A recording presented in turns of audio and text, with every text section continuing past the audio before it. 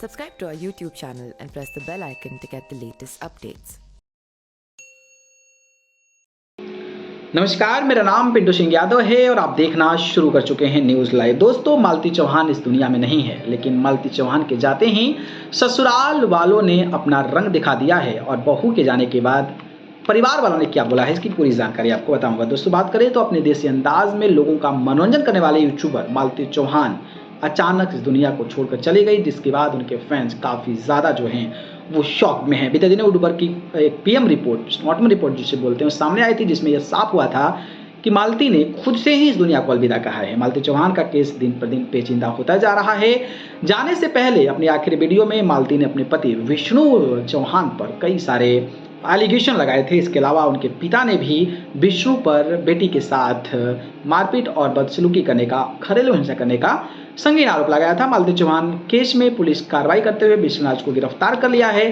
तो वहीं यह भी कहा जा रहा है कि मालती के जाने के बाद उनके पति की बेवफाई वजह जो है वो सामने आई है।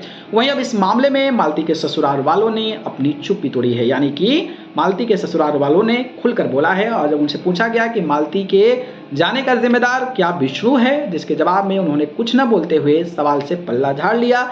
इसके अलावा मालती के ससुराल पक्ष वालों का कहना है कि उन्हें नहीं पता था कि मालती इस तरीके की चीज़ें कर लेगी। वो खुद इस घटना से हैरान हैं। वहीं इस पूरे केस में भोजपुरिया भौजी के बाद अब एक और लड़की राधिका की एंट्री हो गई है। कथित तौर पर कहा जा रहा है कि राधिका की वजह से ही मालती ने इस दुनिया को अलविदा कहा है। जेल में विष्णु को राधिका की याद सता रही है। भले ही जेल में बंद विष्णु है, मालती चौहान नहीं है, अपनी पत्नी की याद नहीं आ रही है, लेकिन वो लड़की जो राधिका है उसकी याद सता रही है। लेकिन वो मना कर रहा है कि हमारे साथ उसका कोई भी रिश्ता नहीं था। तो वहीं राधिका को भी कहीं ना कहीं पुलिस जो है वो तलाशने में जुटी हुई है। मालती चौहान के अंतिम वीडियो से राधिका की तलाश की जा रही है और इस मामले में राधिका से भी पूछताछ की जा सकती है।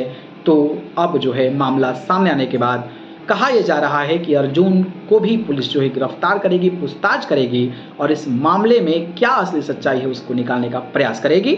बाकी आपको क्या लगता है, क्या रियलिटी हो सकती है, ये सब कमेंट बॉक्स में बताइए। धन्यवाद।